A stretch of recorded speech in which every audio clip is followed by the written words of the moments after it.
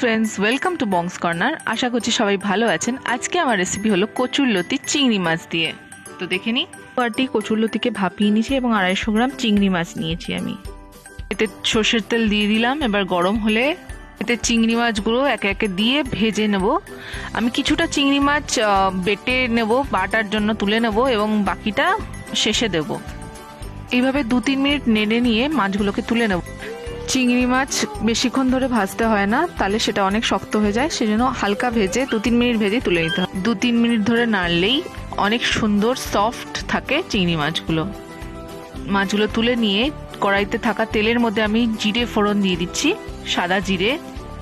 এবার 2টো মিডিয়াম সাইজের পেঁয়াজকে লম্বা লম্বা করে কেটে আমি ভেজে নেব ভালো করে। আর আমি এই রান্নাটা কিন্তু সম্পূর্ণ অল্প তেলে রান্না করছি, সো আপনারা যদি চান তো আরও বেশি তেল ইউজ করতে পারেন নিজেদের মতো করে।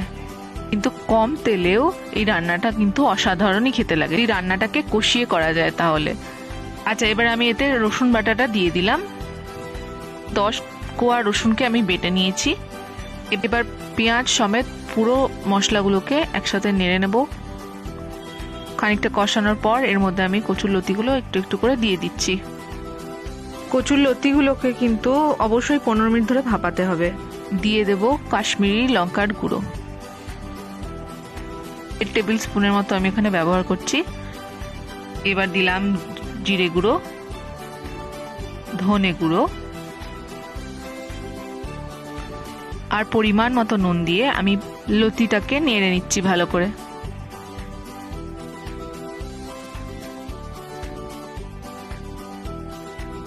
এবার আমার আগে বেটে রাখা চিংড়ি মাছগুলোকে এই বাটাটাকে দিয়ে দেব আমি রান্নার মধ্যে।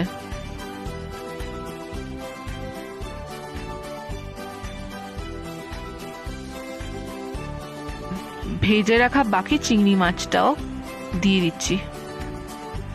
এবার সম্পূর্ণ লতিটাকে আমি এভাবে নাড়তে থাকবো, কষতে থাকবো। এখানে আরেকটু কাশ্মীরি লঙ্কা দিয়ে দিচ্ছি। আপনারা কিন্তু ঝালটা আপনাদের নিজেদের স্বাদ মতোই দেবেন। আর আমার কাছে নুনটা একটু কম লাগলো, তাই আমি আরেকটু সামান্য নুন দিয়ে লতিগুলোকে ভালো করে নেড়ে নিচ্ছি। তো ব্যাস রেডি আমার চিংড়ি মাছ দিয়ে কচুর লতি। এইটা এত সুন্দর খেতে, শুকনো ভাতের সাথে আপনার এত ভালো লাগবে যে মনে হয় পুরো ভাতটাই খেয়ে নিই। নিশ্চয়ই বাড়িতে ট্রাই করবেন আর জানাবেন কেমন লাগলো। ভালো খান, সুস্থ থাকুন। Thank you.